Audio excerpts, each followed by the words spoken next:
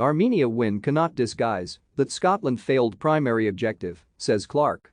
Scotland manager Steve Clarke admitted a 4-1 victory over Armenia could not turn their June campaign into a success, but he praised his side's character after getting back on track.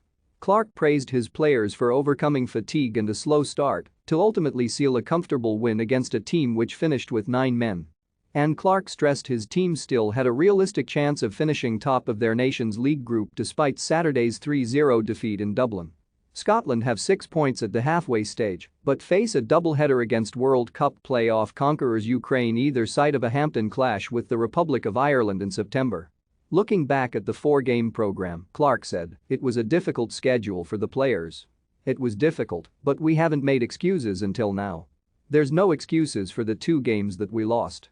2 wins against Armenia are not going to make this international camp a good camp because it wasn't. We failed on our primary objective to get to the World Cup. We failed on that and we had a really bad performance in Dublin, which put us on the back foot again. It's nice to bounce back, but there is work to do." Scotland had work to do after 6 minutes in Yerevan when they fell behind following Grant Hanley's mistake. Stuart Armstrong quickly levelled, but Scotland looked vulnerable at the back until settling down around the half-hour mark. The odds went in their favour just before the break when Armand Hovhannisyan was shown 2 yellow cards for fouling Nathan Patterson and headbutting John McGinn inside 5 seconds. The visitors hammered home their numerical advantage with goals from Armstrong, John McGinn and Che Adams in the following 10 minutes of action. Clarke, who revealed missing defenders Andy Robertson, John Souter and Scott McKenna were nowhere near making the 2,500-mile trip, said, "We started the game slowly, there was a reaction to the long journey and the flight. There's a lot of fatigue in the players' legs that we haven't really spoken about too much because we don't want to be seen to be making excuses. But it was there, and they got in behind us, and the players showed great character to come back. I'm delighted for Stuart, Che Adams and John McGinn, the 3 players we put in forward positions. It showed that our forward players can score goals. It was a game we wanted to win, and a game we probably had to win, although not necessarily mathematically.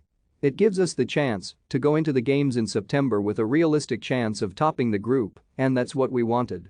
Home boss Joaquin Caparros claimed the first red card was the deciding factor, but Clarke said, "I thought we already had control of the game when it was 1-1. Don't forget those challenges and tackles come as a result of us dominating possession, moving the ball quickly, and playing quick 1-2s. That's a consequence of having control of the game. I understand what their coach is saying about the red card, but you still have to capitalize, and we capitalized just before halftime, and then immediately after halftime, and the game was done after that." There were some angry scenes in the closing stages when Kamo Hovhannisyan was shown a straight red card following a wild challenge on substitute Lewis Ferguson, and one home player had to be dragged away from Jack Hendry after the final whistle. Clarke said, "To be fair to their coaching staff, they were on the pitch pretty quickly and made sure everyone was calm. Listen, there were some hard tackles towards the end of the game, and professional players are always going to react to them. But it was nothing. I was more concerned about the bottles being thrown on the pitch after the tackle on Lewis. I saw one bouncing on the middle of the pitch, it was a hell of a throw.